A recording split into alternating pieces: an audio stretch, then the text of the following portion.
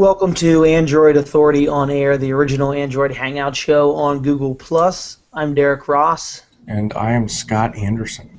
This week we're joined with Dan Charlton, Jonathan Franklin, and first-time show guest Joshua Vergara. How you doing, Josh? Hey, what's going on, everybody? Josh is a part of the Android Authority team. More importantly, he was our amazing AV guy at CES this past week. Josh made us all look good on our YouTube videos, especially me. It turns out I can do Hangout interviews, and I can do this really well. At least I think I can do it well. But when it comes to actually holding a mic in front of somebody and asking them questions and interviewing, it is a completely different thing. I'm not good at it. The first two, maybe even three videos I did, or interviews I did, were horrible in my opinion. But Josh did his magic and made them, bearable. But after that, actually, not just Josh. I got the other camera guy that was there from the Android Authority team, Christopher Wook. He's pretty awesome too, and him and I did a hell of a job the other 2 days and did some really good videos. If you guys haven't watched them, go ahead and check out our YouTube channel. They're up there for a bunch of devices we're going to be talking about today. So how many guys were there? Oh, well, our editor-in-chief, Darcy Lacave, was there, as well as our webmaster and co-founder, Derek Scott, myself, Josh, and Chris. So there's 5 of us. It was my first CES, so I had a hell of a time. It was great. Some people keep saying, CES was a little disappointing. From a consumer standpoint, maybe. But, it was my first one. The first 2 days were awesome for me. After that, it was kind of like, where's the cool stuff at? Where's the cool consumer products that, are going to be launching? Yeah, but, it's called the Consumer Electronics Show, so it should be good for the consumers, but, Yeah, so talking about 4K TVs that nobody can, even use yet. It's a consumer product, but still. And then talking about CPUs. Nobody cares about a Qualcomm CPU or a Tegra 4 CPU. They want to know about the cool devices running it. Okay, some people, present company excluded, don't care about that.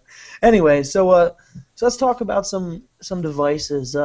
We had a whole lot of interesting Android phones and tablets and Google TV devices that we'll hit on this week during the show.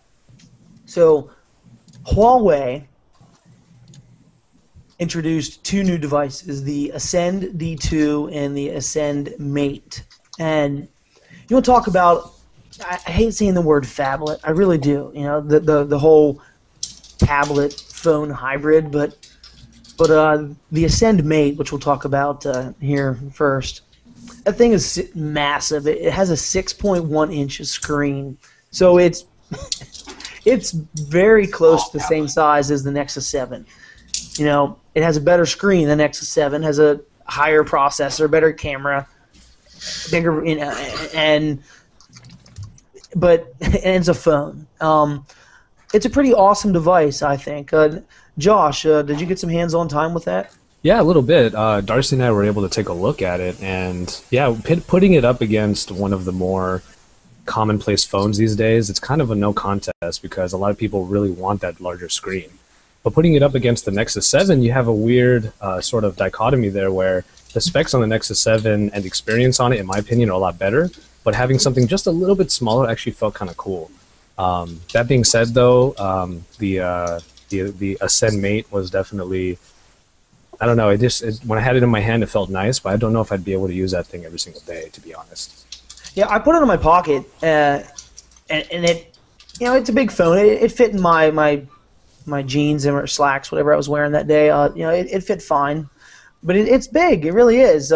It's a very solid feeling device. It's well built. I think it feels well built. I wonder what the sweet spot is going to be. Now, Huawei also had another device, the D2. So if 6.1 is a little too big, they have a smaller phone, the D2, and it has a 5-inch screen and it's 1080p, 13 megapixel camera, Jelly Bean. It's not a light phone. It's not an overly heavy phone, but it's a very solid, maybe because of the way it's weighted, it's a very solid, heavy feeling phone. Comparing it to the Ascend, I mean, they're in terms of their heaviness, they really feel roughly the same. It's a well-built device too. It really is. Like I said, it's very solid feeling. No, we just mentioned two phones that have a 1080p resolution. Is that you guys were there? And I mean, is this kind of what they're pushing to be as a standard for a screen, at least in the high-end range? Well, I believe, unless I'm wrong here, nearly every device that we're going to talk about tonight has a 1080p screen. So I mean, this is definitely 2013 is going to be the year of 1080p screens. Yeah, That's at least cool. the vast majority of them are going to have 1080p screens. That's cool. I would think at least all your LCD-based screens would be. LED is probably tougher to get it on that kind of pixel density. But I mean, I only just upgraded to 720 with the Nexus 4. I'm happy with 720, but Yeah, exactly. I got 1080p on my DNA here. Can you see the difference? Yeah, actually, I can. No, I can't. Unless I launch an app that doesn't support it, then yes, I can tell the difference because the app looks all stretched out. I think at that point, color balance is more important than pixel density. Yeah. Anyway. Yeah. Just calibrating it well. Yeah, one thing about the Ascend devices that I think we can touch on a bit is they actually come with some pretty massive batteries. I think that was one thing that they really wanted to sort of put out there. These things can probably last quite a long time with the D2 having 3,000 mAh and the Mate having freaking like 4,050. That is a tablet battery. Yeah, absolutely. And Huawei said it's going to last 48 hours of usage. So you get 48 hours of usage out of that. That's nuts. Yeah. I don't doubt it. The Note 2's battery life is extremely impressive. That is crazy. So now we're talking about Huawei devices, and we're going to talk about the ZTE Grand S next. And both of these manufacturers are China-based. So most people, consumers here in the U.S., have never heard of these companies, have no clue what they are. So it's going to be interesting, if they try to move into the U.S. market, how that's going to treat them. And some people, the followers and kind of the people that are very interested in it may know the names, but the devices are kind of still foreign. No pun intended.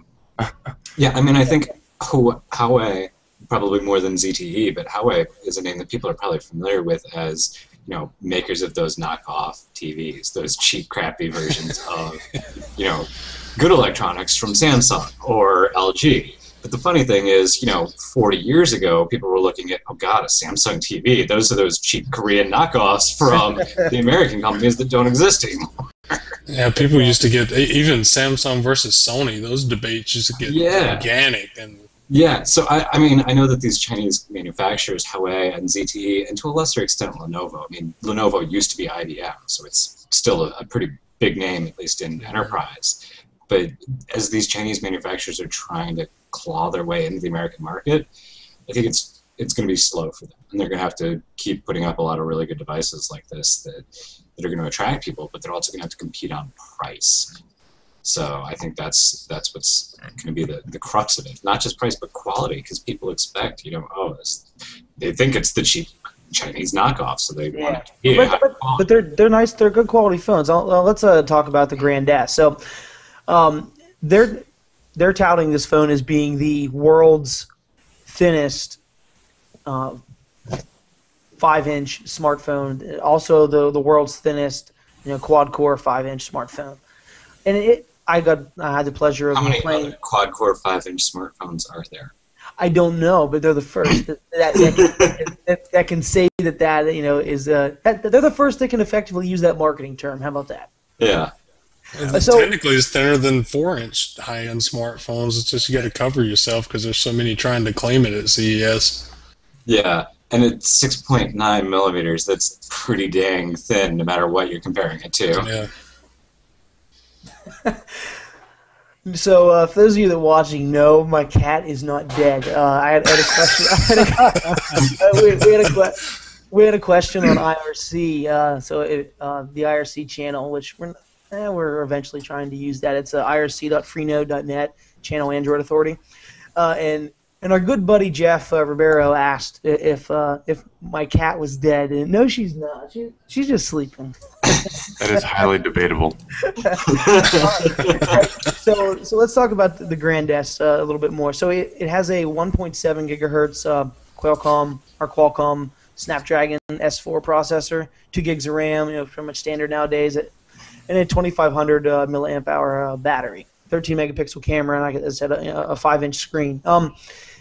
Its UI, for those of you that know MIUI, the ROM by Xiaomi, it reminds me a lot like that in terms of the launcher itself. The launcher, and even the lock screen, it reminds me of MIUI. Like I was very surprised to see that. I mean, they are both Chinese companies, so I guess I shouldn't be that surprised. But they definitely took some hints from Xiaomi on that. Now, was it fast knowing that they kind of developed their own type of, skin?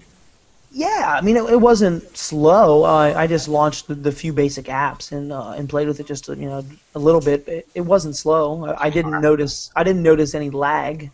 With those specs, it really ought not be slow. Yeah, I agree. I think you could throw a pretty crappily programmed launcher and it'll still Sense isn't slow with similar specs. Yeah. So no matter how laggy the UI is, those specs push through it. Yeah, it's kind of sad that those specs are like, oh yeah, whatever. 2 gigs of RAM, 1.7 gigahertz quad-core processor. Yeah, whatever. I think we're getting to those days, though. Yeah, if we could take this phone back to 2009, though, people would just kind of cool. Oh my god! You just blow out people's minds with it, because I mean, that's the thing with these smartphones and technology in general. The specs are getting so good, but they're also becoming ubiquitous.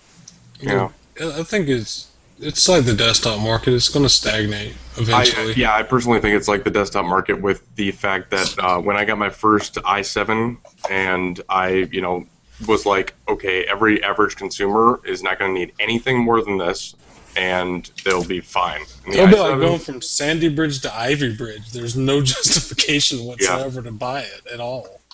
Very true. All right, let's move on to the Lenovo K900. Now, a different type of processor, the Intel Atom 2 gigahertz. And is this the one that's supposed to be like low battery, as they claimed? Well, what's more interesting about this is it's a dual-core processor, and a year ago, is it actually dual-core, or are they just claiming it's dual-core and it's really a single-core that's hyper-threaded? Oh. No, it's dual-core. Because they've been running around saying their previous one was dual-core when it was not. Well, I actually spoke with spoke with Lenovo. I actually spoke with an Intel rep at CES, and I said to him, a year ago you guys were saying that Android wasn't good enough for multiple core devices or multiple core processors. You said that when the Medfield came out, that everybody said, oh, Intel's putting out a single core processor and the rest of the world's doing dual core and quad core now.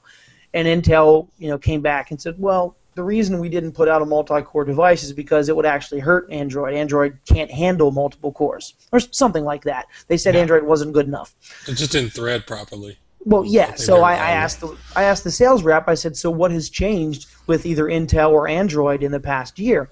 And what you said, John, you can watch our YouTube video on this when I interviewed the guy. And he said just exactly that. It had to do with with threading, that Android couldn't properly do it, or many apps couldn't properly do it. So they actually built their processors to handle that. Yeah, it was a change that they made in the core of Android, I want to say in Honeycomb, and then they patched it into Gingerbread in one of the late editions, like 2.3.6 or 7. But everything from ICS and Honeycomb has had it. So for Intel to say a year ago, oh no, it wasn't there. Yeah, it was. They were just behind the times. Yeah, they're talking about you remember devices like when the Droid X2 came out with a dual core and it was useless. It was useless. Yeah, no, compared to Droid X, there was no noticeable difference whatsoever. Bad. So Josh, I actually didn't get to play with the K900. You guys did. You and Darcy went down there and filmed it and got to play with it and everything. Did you actually get to touch it and see any firsthand experience with it? Really, I didn't. I wasn't able to go hands-on with it. I remember Darcy mentioning that those bigger size screens are going to be, for all intents and purposes, the future, as we've seen at CES. But I think the main comment that I have, aside from the specs, is I actually really didn't like how it looked. I really didn't. Did you guys see the back of it? It looked kind of like a shiny wannabe LG Prada looking kind of thing. It really didn't look that great. On the video that we put up, a lot of people kind of agreed. They having that shiny back on it, I don't know, it just wasn't something that we were used to from Lenovo. It looked very, very tall. Like the DNA it seems thin and tall, and it reminded me of something like that. It's a 5.5-inch screen, 1080p, and it's very thin. But it's very tall. It just comes off that way, so it's almost like it's like stretched. But I'm curious, how it would compare to the Huawei Mate, in the future when we can do a versus on that. Mm-hmm. I'm surprised the design is flashy at all. I mean, Lenovo's design is so sedated and industrial. Enterprise, just stripped down, rugged laptops that they make. I'm surprised that it's not the same for their phones. Well, I guess they're trying to make it like a coming out party of some sort. Yeah, I would love to see the ThinkPad of phones. Yeah, exactly. Or a tablet with that same kind of design style to it. That would just make me extremely. I mean, if I could get the phone that's like Rhino Liner, that's all. I'm all for that. Or how they'll have a phone that has like that little red nub in the middle. I forgot about that part with Lenovo's. A new way to navigate laptops.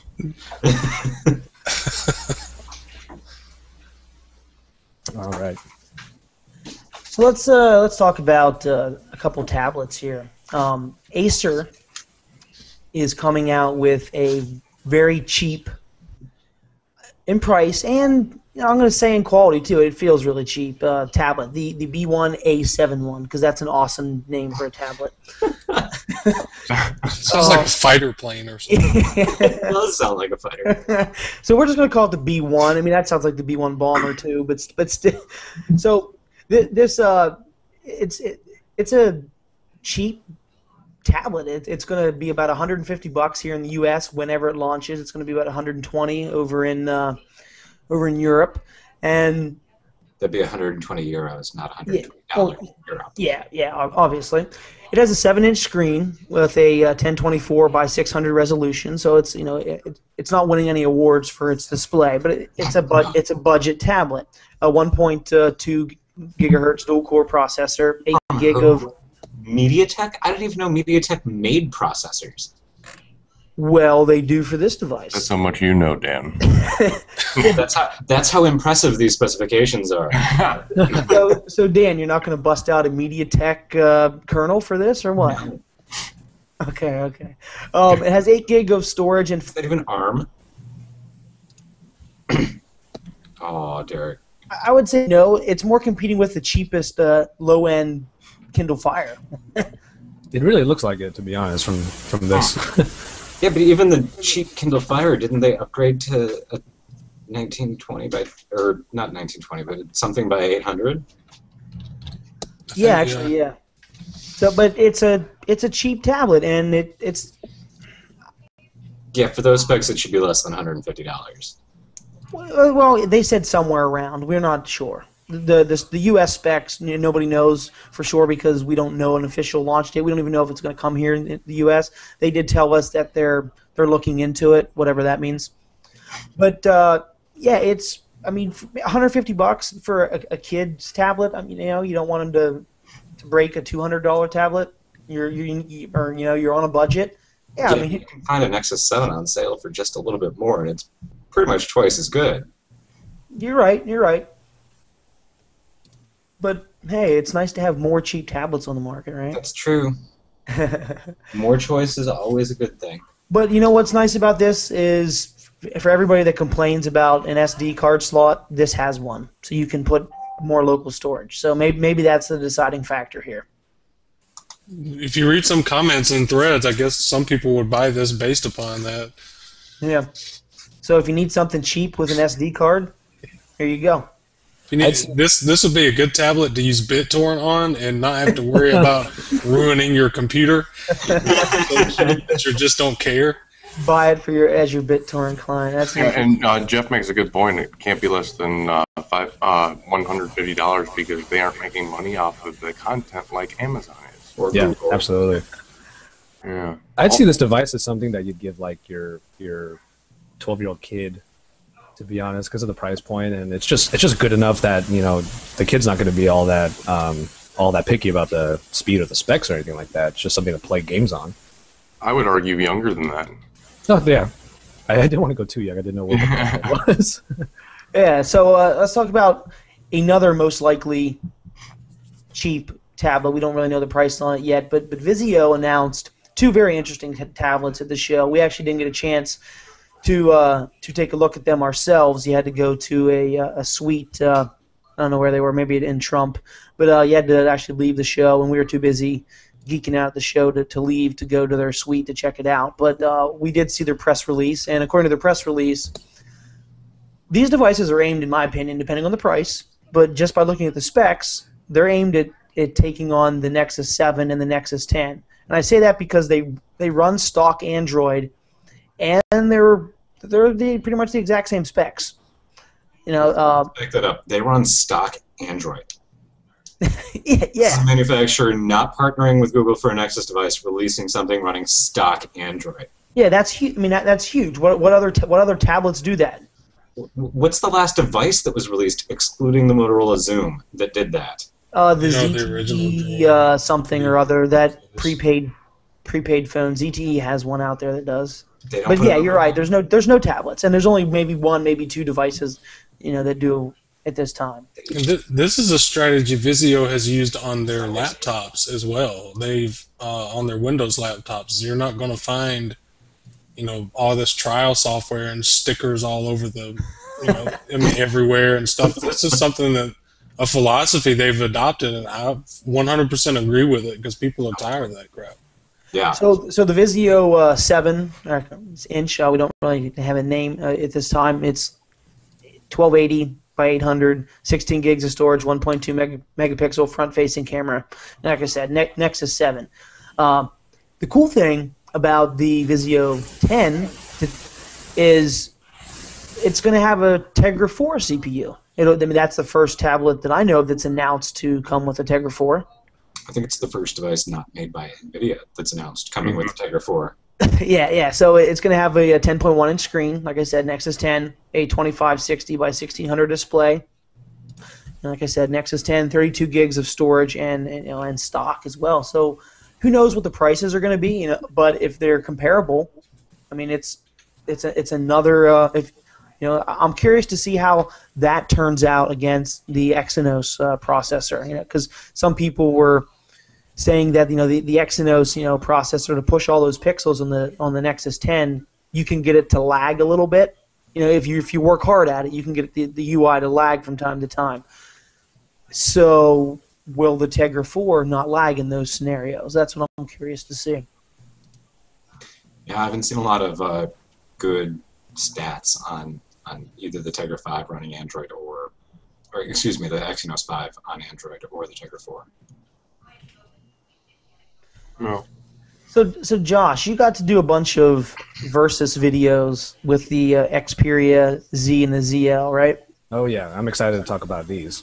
Yeah. So since you did extensive work with these new Xperia devices from Sony, do you mind talking about them for a little bit? Yeah, definitely. The Xperia Z and the ZL, to be honest, I think would be my personal best of show, to be honest. As far as mobile devices go, phones and whatnot, you're looking at 1080p displays, 5-inch on the Z, on both of them actually. And the funny part about the two devices is that the ZL even though it's sporting the same size screen, was able to pack it into a smaller form factor. So it's comparable to that of the it's not as big, and the Z, while it is a little bit bigger, has a very good feel to it. It's like it's glass all over, and it's they wouldn't let us say waterproof about the phone. They said water resistant because they don't want anybody. Yeah, they wouldn't let it. They don't want anybody to jump in a pool and just think that their phone's going to be okay. But they were submerging them in a little, like a fishbowl or something as part of their demonstration. Yeah. Yeah, just like I did with the Xperia V.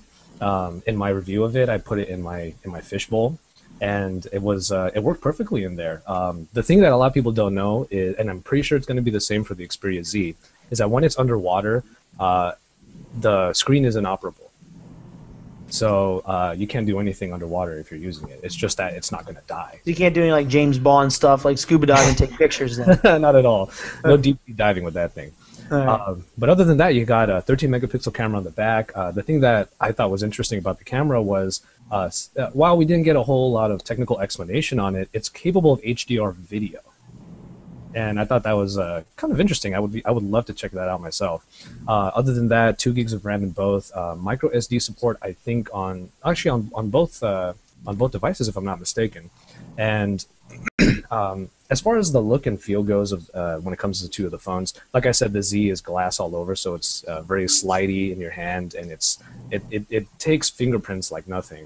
When we were doing the Versus videos, we kept having to wipe down the Z because Darcy was like all over it.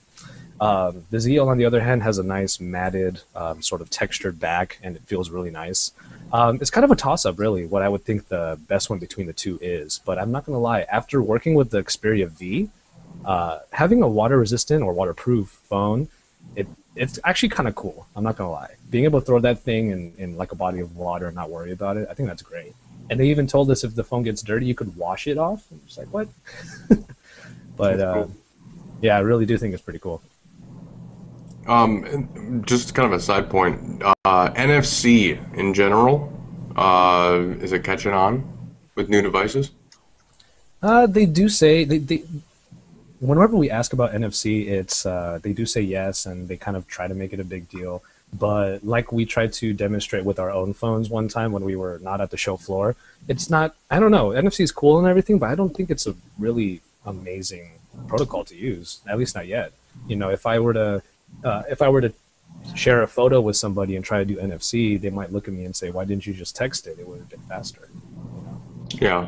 It's a bigger deal in countries like Japan that have pretty much adopted it wholeheartedly.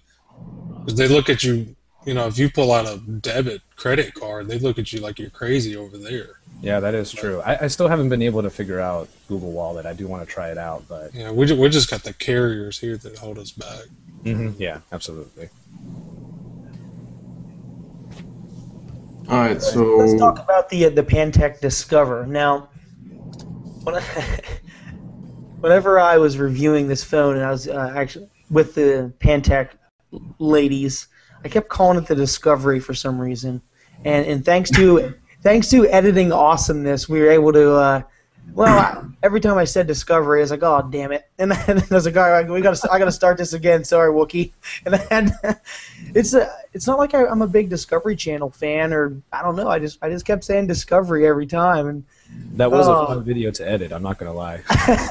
Did you do that one, or did Wookie do it? No, I threw that one together. Okay, well, you did a good job. Yeah, it's a neat phone. It's, you know, Pantech is known for, in my opinion, lower end phones. You know, you don't see too many people out there saying, you know, wow, check out this new Pantech phone. This one's not bad. It's a mid-range phone. The best thing about it is it's $50 on contract. That's cheap. It's only on AT&T. And it has a 720p screen, comes with Android ICS. So yeah, it's, you know, a little older, but if you need a cheap phone, it's not bad. The coolest thing about this phone, like besides the price, I would say would be the speakers. It's really thin until you get up to the top of the phone where the speakers are, and then it bulges out. If you want to see what I'm talking about, you check out our video on our YouTube channel, and has these massive speakers in there, and they sound really, really good. Now, for what I'm talking about, let's say you're watching a movie on your phone, and you get to a point where the audio in the movie is really loud. Maybe there's an explosion or something. Sometimes on these little tiny little speakers, you'll get some crackling or some. Just it doesn't sound perfect when there's a very loud noise. You said, what I'm talking about. Well, we watched a video and went to an explosion scene, and it didn't crackle or anything right through that. It sounded good. And they're touting these as 3D speakers, and the sound was really, really nice. I was impressed with it. Has a 4.8-inch screen, dual-core 1.5 gigahertz Snapdragon S4, 1 gig of RAM, 16 gig of internal memory, 12.6 megapixel camera, and it has something new called AT&T Drive Mode, so it helps you send and receive text messages while you're driving. That was pretty cool, as well as full VPN and EAS support. So it's going to be available actually starting today, the 11th, and from AT&T. It's not a bad low-end mid-range phone. So when we get this phone, in order for them to market the sorry, I keep going green over here. Like I told you, my webcam's not that great. But anyway, when we get these phones, they'll come with a Michael Bay film just built in, so you can really see how the speakers are. Maybe, I don't know. That's actually interesting. We'll have to tell Pantech they should start packaging them with a Michael Bay film to show the videos. So, Dan and John, since you guys are the resident CPU experts, let's talk about some non-consumer products that were announced at the Consumer Electronics Show. Because as I was saying earlier, the average person doesn't care about a processor, but NVIDIA and they care Qualcomm, what the processor can do for them, though. Yeah, well, these new processors are going to do some pretty interesting stuff. They're gonna core all the things, as we said in our preview video of CES the other day. So, what do you guys think about those new processors? Yeah, I really haven't seen a whole lot on the Tegra 4. I know it's supposed to be 4 Cortex A15 cores, which is impressive since Samsung can't get 2 to consume little enough power to use in a phone. So I'm surprised NVIDIA is ready to move forward with 4 of them. And then it's set up in the same 4+1 sleeper core setup that they've used in their previous chips. But the sleeper core this time is also a Cortex A15 core instead of being, I think it was A5 previously. But that core is still not visible to the user or to the system. And basically you can't get stats off of it very easily at all. One thing that I find interesting about the new Tegra 4 is the fact that it has some type of new photo technology or photography architecture, and the fact that on a regular phone, if you want to take an HDR picture, there's some delay and it takes some time to process. With this, it's almost instant. It takes like 2 pictures and it's instant HDR, which is pretty cool, and that's a benefit for people that want to take HDR and not wait around for the CPU to render it, Yeah, that's a really big deal. I mean, as a photographer, HDR video for photographers like myself consists of, I'll just stay green, whatever. What you do is you take 2 different exposures of the same photo. So you actually need to have like a tripod set up with the camera and do that. And then in post-editing, you put them both together so that the exposures pop out at the same time. I always thought that HDR on phones wasn't very... It's kind of weird, to be honest, because you have to take those 2 shots, and camera phones can never really keep up. But what they're saying is the Tegra 4 processor with its 72 GPU cores and the 4 CPU cores, both of those clusters are going to take the same picture at the same time and process them together. And it's going to sort of revolutionize camera phone technology. I'm not too sure if it's going to become like the biggest selling point for more smartphones that come out with it, or tablets for that matter. But it is really exciting to see that there are some advancements in camera phone technology, I think. You guys remember when Google said that the Nexus 10 was the fastest tablet on the market? Yeah. Well, they did a direct, side-by-side comparison of the Nexus 10 and something running the Tegra 4, and they were rendering web pages one after another. And the Tegra 4 did it twice as fast. So it just completely blew out the Nexus 10 as the fastest, tablet, which was very interesting, and I love the fact that they, push it forward, but it's just kind of disappointing that it's like just came out. Technically, it's basically 4 Cortex A15s versus 2. I mean, it should be double. Higher speed. If it threads, in a perfect world, which is not going to be a perfect world. Yeah. The other thing to note about the Tegra 4 is if you want LTE, it's going to be on an optional chipset from Icera. So yeah, it's probably just taking a wild guess. It's probably not going to be anywhere near as efficient as what Qualcomm's got. Yeah. Also, it does have 4K ultra high def video support. Interesting. It's ready for stuff to come. So that's cool. I like the fact more so that it can output that in an HDMI, that setting, as opposed to on the phone. Yeah. I mean, NVIDIA's sort of frequently will push things out to sort of be the first to do something. But that's not always necessarily the best. Yeah. And if you try something the first time, you're not always going to be the best, but at least you put it out there and make people think about it and maybe improve upon it. So yeah, that's probably the only way to get OEMs to adopt it. And definitely compared to Samsung with the current Exynos 5, which just was not very impressive. Yeah, and then let's go over the new Qualcomm Snapdragon processors. Basically, they did a kind of a name change on the series. Yeah. This is their second name change for those who are keeping track of their Snapdragon processor sets. Yeah, so you got the 800, S1, 2, 3, and 4. You get 200, 400, 600, and 800, which is not to be confused with Crate 300 and Crate 400. Mm-hmm. So the 2 and 400 weren't really detailed. They're going to be lower-end processors, so obviously not the ones that us enthusiasts are going to care about. The 600 is basically just a stepped-up version of the current S4 Pro. So it's the same processors, tweaked for a little bit more efficiency and overclocked a little bit, but otherwise pretty much the same setup. It will produce 40% more power than the S4 Pro while consuming less battery. That's a nice plus. Mm-hmm.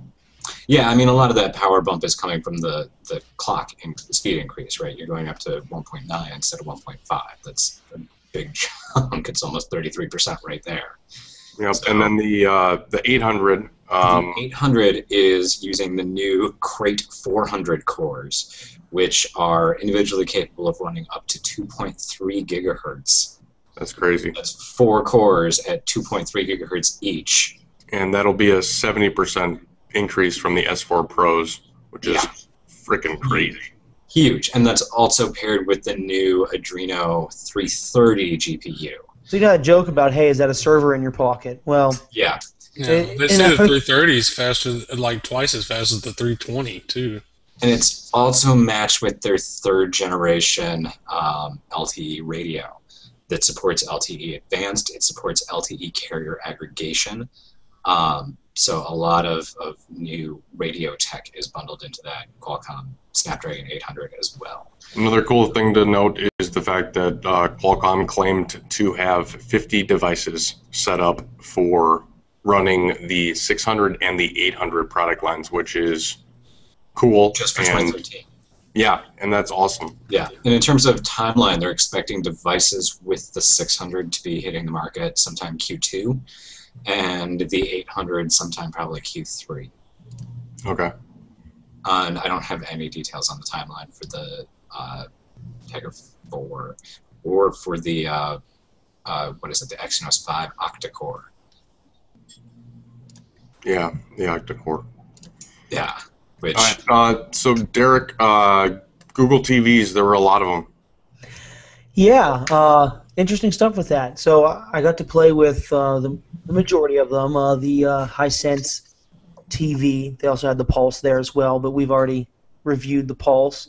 The new TVs from LG, a new set-top box from TLC, as well as Asus, or Asus, depending on what school you're from.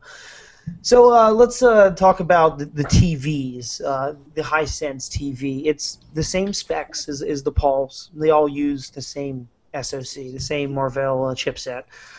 It has 4 gigs of storage, 1 gigabyte of RAM, 1.2 gigahertz dual core. Like I said, they're all the same thing. Now the Pulse is stock Google TV. It's a stock experience, but the new Hisense Google TV is not. It's lightly skinned. It's not as the Pulse. What? Excuse me? The Pulse. What is that? The Hisense Pulse. That's the set-top box. Ah. And the Hisense TV. Okay. TV is it's a TV that comes in between 32 and 65 inches. Okay. In Q1, the TVs will be available. The Pulse is available now, just the set-top box alone for $100. TVs will range in a wide variety of prices. Like I said, it's from 32-inch to 65-inch. It comes with version 3 right out of the box. And the neatest thing that I saw, I was most impressed with, was a social stream app. So you're watching TV or you're watching YouTube or whatever you're doing, and you have an app open.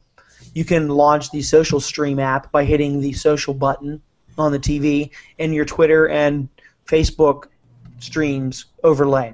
So if you're watching a sporting event or something and you want to see what people are talking about, as the game goes on, you can have that right there. Now, sadly, there was no Google Plus stream. I was sad, but hey, not everybody knows about this network apparently. Yeah, I think Google hasn't released an API to be able to do that. Anyway. A public API is available. Now, is that just your general stream from Twitter, or is that like, I'm watching you can do a hashtags. football game and it's going to automatically pull the hashtag for that football game? I don't know if it automatically pulls it, but you can add a search. You can add a hashtag. So if you say I'm only looking for hashtag Android, like that tablet that Jonathan Franklin has, Yeah. No, I mean, that'd be an interesting way to sort of add on to the UIs, basically, any channel. Yeah. But it's related to it. I mean, it's not an overly extensive, UI modification. The widgets, they had some extra widgets you could put on there, so you could be watching your live TV in one widget and have, 3 or 4 other widgets on there as well. I liked it. It's definitely not bad. Like I said, Q1 it'll be available. Now, LG has. Oh, actually, one more thing about the remote. The Hisense TV Remote is almost exactly the same as the Pulse Remote. There's maybe 3 new buttons, but it looks and feels exactly the same dimensions, same teardrop design, everything. So if you need a new TV, and you want a smart TV with Google built in, you have that available. LG, as I said, had a new TV. The GA6400 series will be available in 42 inches to 60 inches. They have a more in-depth skin, more in-depth UI. It's highly customized. The TVs themselves have almost no bezel at all. They're using LG's Cinema Screen design. It's a premium design to their new models, and it looks a lot sleeker and a lot more modern. As I said, the UI is updated and it's slightly different from the current G2. The remote as well has been slightly revamped. And one thing I noticed is that I'm a big fan of Plex. It actually comes with Plex, and Plex is like a $4 or $5 app, so it comes with Plex right out of the box. So that's nice. Plex allows you to stream media from your local network. And actually soon Plex is going to do cloud syncing on Android as well, so Google TV will actually get that. And the Plex rep said that should be coming by the end of the month. But the LG TVs are very nice. I was impressed, and they're nice products. I would probably buy one over the Hisense TV if I needed to get a new TV. Moving on to set-top boxes, TLC. They have a. What's that? The TV channel, the learning channel. No, the music group. They're a company from China. Oh, so not the learning channel. No, it's not the learning channel. There's like a trend here. If you haven't heard of a company before, it might be from China. So yeah, that's a fair point. Here's just random acronyms. And actually, you have to call it right. It's not TCL. I mean, it's not TLC, the learning channel. it's TCL. So now you're like, oh, I've heard of it, right? No, yes, I made a mistake. It's TCL. It's still a company that you most likely haven't heard of, like I said, because it's a small Chinese manufacturer, just like Hisense. They're a Chinese manufacturer as well. Once again, all these Google TVs have nearly the same specs. So it's the same specs as the Pulse, the Vizio CoStar, using the same Marvell system on chips. It does have a slight skin, not as much as LG's version. But the coolest thing about this is they're going to come with something called Personal Office Box, which is facial recognition for personalized experiences for people in your house. So right now, if you use PrimeTime, it customizes, my watching habits to me. So it knows what I want to watch and gives TV shows and movies based on me. But my wife and I have vastly different television watching habits. I don't watch God, what's that woman channel? I don't watch Lifetime. So I don't. Channel. If you did, you'd be depressed, right? Like crazy. Oh no, another movie about cancer. So if we had that, then we would have personalized, habits, and it would recognize us by our face and say, "Oh, hey, Katie's here." That's my wife's name. So let's give her all the latest Lifetime movies or something. Whatever. So that's neat. It's gonna personalize experience. And the remote is vastly different from any Google TV remote. Now, they told me the remote is not final. I actually wasn't even allowed to take a picture of it or a video of it, but because the design is not final. The current design does not have a keyboard on the back, so that's quite different from every other Google TV remote, which allows you to type.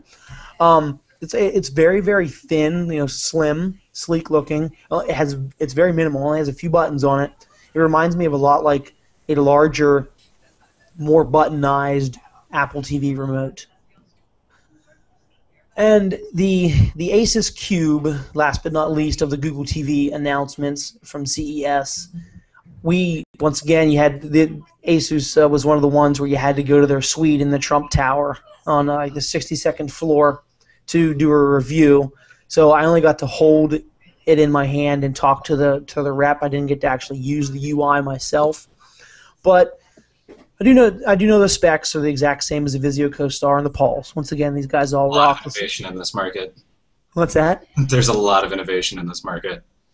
Well, they're all rocking the same internals basically, but the Cube is different. It's a Cube. It costs $30 more than its competitors. That $30, what's it? Quarter one Hisense, quarter one. The Pulse will be getting version 3 here in a week. Plex will be getting a major update to allow cloud syncing and cloud streaming. So if you use Box.net or Dropbox, or any of those other services, you'll be able to sync your movies out there and stream them from there, from your own personal cloud storage.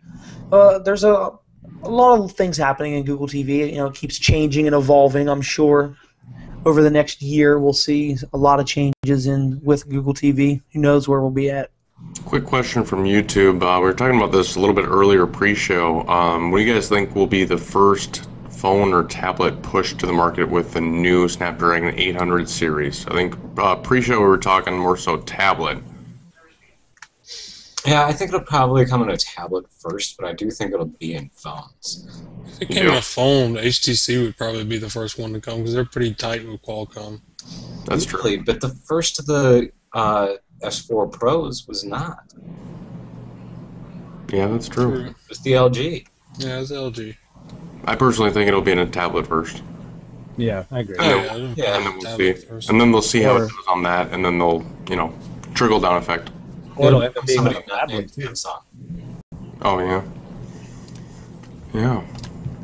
I wouldn't be surprised to see it in a Xiaomi phone first again, like it was for the S4 Pro. I want a MediaTek. So let's. Do we have any MediaTek? Actually, I'll tell you something that we didn't talk about, and we have a very short video of it here at Android Authority. I don't know if it's going to be turned into a review or not. I only played around with it for a few minutes. There's a very interesting device running a rock chip, I believe, processor out of China, and it's a tablet running Android that looks almost as much as it can to look like Windows 8. It's a tile launcher, and every different home screen has tiles on it for various apps. So on the home screen, there's your favorite apps, and you flick to the one side, and you have all your Office apps. You flick to the other side, has all your games and your tools, and it's a tiled interface. It was from a manufacturer out of China. And was it very fast? It was okay. It was a little different. That's all. It was a Windows 8-ified skin on top of Android. It was just something different. Nothing too exciting in that. Tile all the things. Give yourself asbestos exposure. So, in terms of apps this week, any major real players besides Chrome Beta? Chrome Beta. It's fast. Much faster than Chrome. Yeah, I'm curious what's happening under the hood that it's so much faster. Is it in the Play Store? No, not in the Play Store. You actually have to have a direct link. Oh yeah. Yeah, if you search for it, it won't come up. So we'll actually put the link in the comments just so people can find it if you haven't found it yet. Yeah, it's faster. I mean, it really is. There's a lot more permissions too, but I trust Google. It definitely renders large web pages faster. I like it. I can't wait for those changes to come downstream to the final version. And you can have them both installed too. Unlike the desktop version, where you can't have both installed, you can have both beta channel and the stable channel installed. It seems like the people that were happiest or noticed the biggest difference were people with like dual core phones, or say like a Galaxy Nexus or something along those lines, where the thing might have just been Chrome was just really just pushing it to the max. I don't think you're going to notice as much if you're on like a Nexus 4. Chrome is not that power hungry, or it shouldn't be. No, it shouldn't be. No. But it seems like those are the users that are. Because I noticed a little bit of difference on my Note 2, but Chrome wasn't nearly as slow on my Note 2 as it was on my Galaxy Nexus. I mean, it was like night and day. Okay, so, let's one last comment about CES for those of you that didn't get a chance to go. Wow, we walked a lot. I think I developed shin splints. I don't know. My legs were killing me by the end of the week. Feet for me, man. It was. And someone tried to give us a tip, not to bring backpacks, and I think he was right because, oh my goodness. Yeah, Chris Sewell said to not bring backpacks. He said just to bring like a carry-on luggage. It has like a little stroller on it. But yeah, we ate a lot of really good food. We had a lot of fun in the evenings. There was a lot of partying to be done. You had to work hard all day reviewing tech, and then you got rewarded to stay out until the sun came up partying. It made for an interesting few days. It was a good time. I said I had it first time I met Josh. Actually, it's the first time I met everybody from the Android Authority team. We all had a hell of a time together. It was good. Yeah, it was really great to meet the whole team and everybody, and I'm really looking forward to the next time we all get together and do it. We need to make a Android Authority meetup, and maybe we even invite Dan and Scott and John along next time. Absolutely. Tag alongs, just like third wheels. Actually, I've met Dan before. I met John before. Haven't met Scott. Don't know if I want to do that. I agree. Minnesota anyway. All right, well, so Scott, where can everybody find us? If you guys are watching us right now, probably watching us on YouTube or Google+, you can watch us on our Google+ page, Android Authority. That's where most of the comments come from. You can also comment on YouTube. We do see those comments as well. Subscribe to our YouTube channel, Android Authority. Also, we are available as a podcast on SoundCloud. also on Podbean, also on iTunes. And to get our show updates, our summary of the show, go to AndroidAuthority.com, scroll down to the bottom right, and it'll be a little on-air section, and you can read a little snippets there. You know what? And I'm going to go ahead and let the cat out of the bag. Watch AndroidAuthority.com for a awesome revamped user interface. No, that's not right. Revamped website. Yeah, revamped website. There we go. Revamped website coming in the very near future. We got to take a look at it this week, and I think it's pretty awesome. Josh, what about you? Actually, you know what? I think I was so busy editing that I didn't even get to take a look at it. Oh, well, take my word for it. It's pretty cool. If it's anything like I saw before, it looks good. Yep. All right, guys, have a good night and have a good weekend. See you.